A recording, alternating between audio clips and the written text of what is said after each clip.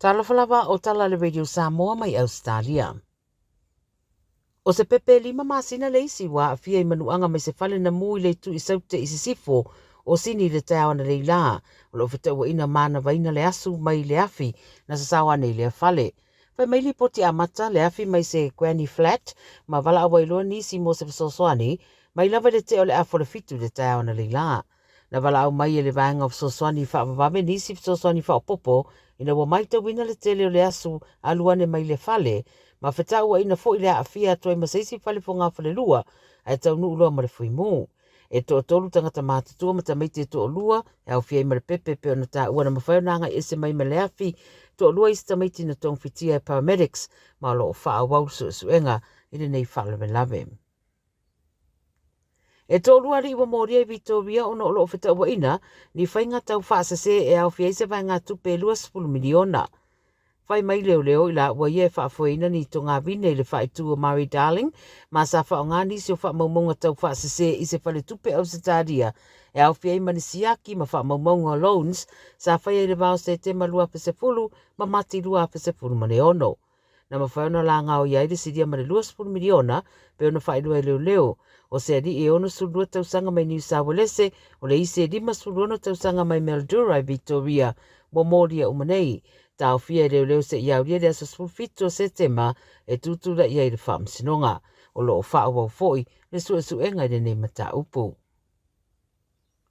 E whaitau wawhetau si mai ma whaatou sanga I New South Wales o lo whaatino la lātou solo te e le so, se furulua ma le awhaitu la mō lātou tutongi, e ui le whaatanunga ma le Industrial Relations Commission I a tau fia o na whaia le tūlanga. O whautua I nai ngase le tūlanga nei, e meise I emergency rooms, o le New South Wales Nurses and Midwives Association, po le NSWNMA, o lātou fola le anga I ese mga ruenga le tau le fitu le tau ana le nā.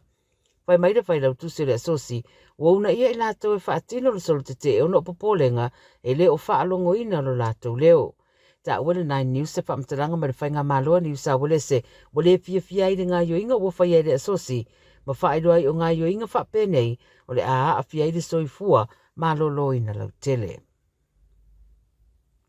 Wai eise campaign fo ua amata wha ngā solo, e a tiri malupui ai whai a onga. Whai mai le ripote le APC o nisi whai a onga wa whiwhewe, e anga I ngā luenga ona o le tūlanga o sā wanga e a whiai. O le campaign fo la wa whai ngoa no excuse for school abuse,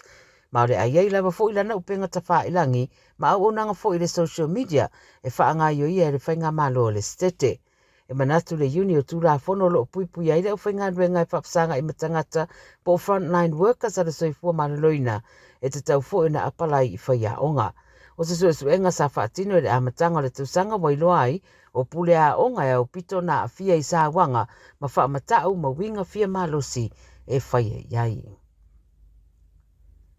O ta ua se ripoti le so ale alata iwa e whaitau miliona tangata au stadia ua wa ia le whaititi o tupe teu, ona oni tūlanga e mana o mia waweire whesosoani tau tupe I te tonu le se fururua masina o tuanai, ma whaamtaranga ia sa maua I se suenga na whaatino le finder.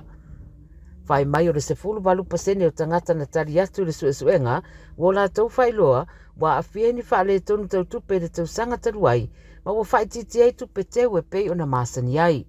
O isi wha maumaunga ma le suenga wailoa ai, o le whase fulu pasene o tangata Australia e titiane I le awheta la pāleni o a lātou tupe teu po savings, ma a whai atura I whaafua se tūlanga e mana o mia I se peso soani tau tupe e le tau mate o le a whai ngata mō lātou. Whai loa le au e o se tausanga whai ngata tere le nei mo tangata Australia I tūlanga tau tupe ona o le tau ngata pea o le tau o le soifuanga. Tala ia le video sa mo lau whaafong mai I le nei au auri.